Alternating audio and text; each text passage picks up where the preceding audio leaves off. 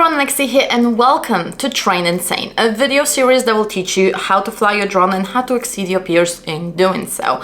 If you are not familiar with any of what's on the screen right now, feel free to pause this video. This is how I'm saving time, and all of the information that you need is here and in the description down below. I also wanted to thank the sponsors of this video, Tattoo, FPV24 and Turvo, as well as the smallest sponsors that you can see on the bottom of your screen right now. And last but not least, thank you Boner FPV for creating the track for us to train. Let's start with what is slalom and how you can use it for racing, freestyle cinematography and all types of other things. But I have to tell you one thing. There's gonna be 3 different lessons about slalom because there's different types of slalom. And I'm serious about it. So today's slalom is the tightest. This is mostly used for racing, but also can be used for cinematics and freestyle, you know, when the trees are in one line or when there's like sculptures in one line and things like this. Let's make sure we're on the same page. This track is made from just 2 gates, 3 flags. Nothing else. Seems easy, I know, but you will hate this track really fast. So all you have to do is just to go through this here, just do this little slalom, you know, left, right, do a little split S and come back the other side so you have more experience both ways, and a split S again. This is all we need to do throughout this entire track. Nothing else.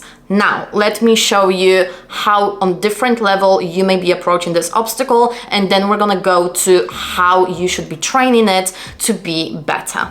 And I will be talking about the tips for freestyle and cinematic pilots at the end of this video once we go through the basic, intermediate, advanced. So let me go through the examples of how different pilots on different levels may approach this obstacle. So if you are a beginner pilot, you will probably hate this track a lot. And you may be going a little bit like, oh my god, this is so far.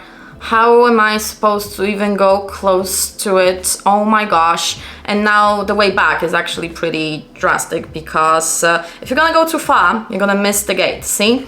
So those gates on the other side are made so tight to kind of make you go really tight to the obstacle. This is all on purpose. I know you hate me for it. This is absolutely fine.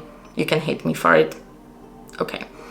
But if you're an intermediate pilot, you're probably getting into overshooting it a little bit, just going like really around the things and trying to make it look cool and fast. And if you will be overshooting here again, you will see that you will be missing on those gates. So, as I said, it's all on purpose. Now, if you are an advanced pilot, you will know that it's all about going really smooth, and it doesn't have to be that big of a movement. As you can see here, this has been just 10-second flight. Doesn't have to be longer than that. Now let's discuss those results and what you need to train on while being on this level.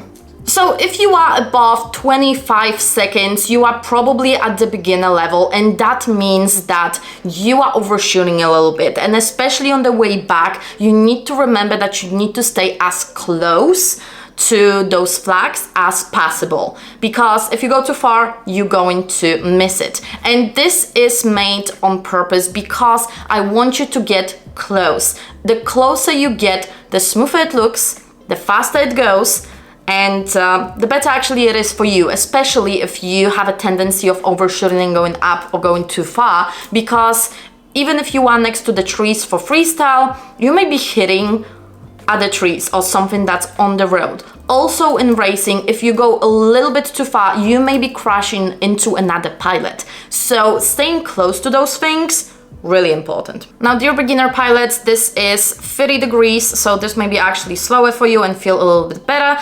All I want you to do is to look at my stick input.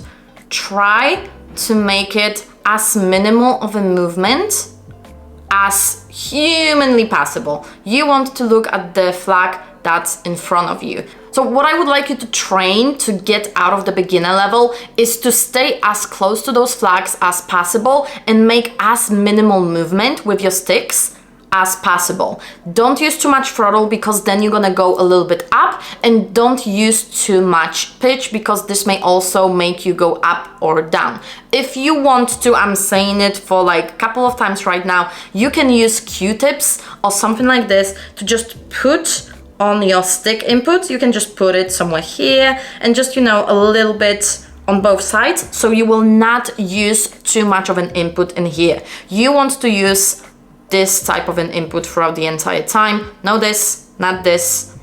No, not this either. Not touching the walls, okay? We want to use like 50% of the thing. And also we can do the same with your throttle. Just put a Q-tip somewhere here and it may actually help you out in this. Now, if you are below 25 seconds but above 15, you are probably an intermediate pilot, and I would highly recommend for you to record all the things that you are doing, and you know, just record your screen using Streamlabs OBS or whatever, and you will see that maybe your stick input is touching on the walls. Maybe you are doing way too much with your drone and you absolutely don't want this.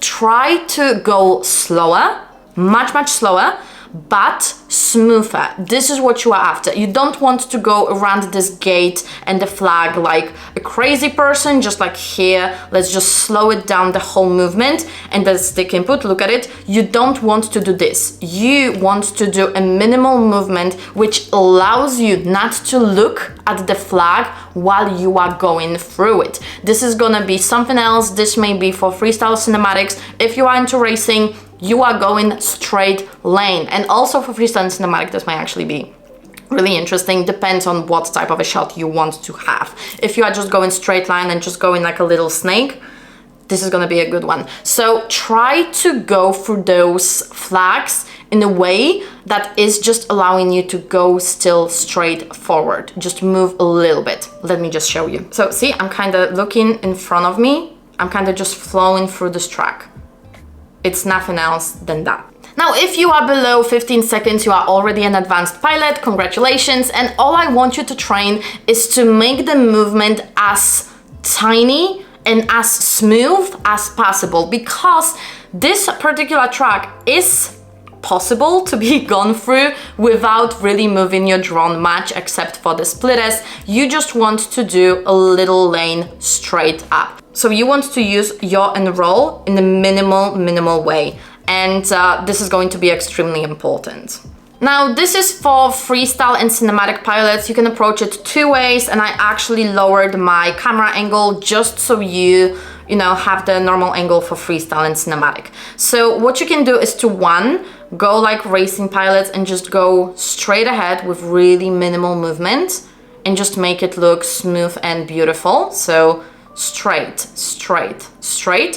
Or if it's like a sculpture or something beautiful, it can go around and around. And here you're gonna be just adding a little bit more yaw and a little bit more of roll, but still try to be close to it. Reason being, if it's something worth showing in this way, you better be close to it, because those cameras are not just give it justice, you know what I'm saying? So you want to stay as close to an obstacle as possible. And how you can train it is to kind of use roll and yaw and just go around the flag using just roll and yaw. So you can just see how much roll do I need to add to be close. If I take it away, what happens? I'm going farther away. So this is gonna be exactly the little thing that I want you to do. Now let me just show you how to do it properly without talking, because I'm so much better at flying when I'm not talking. Probably you are too.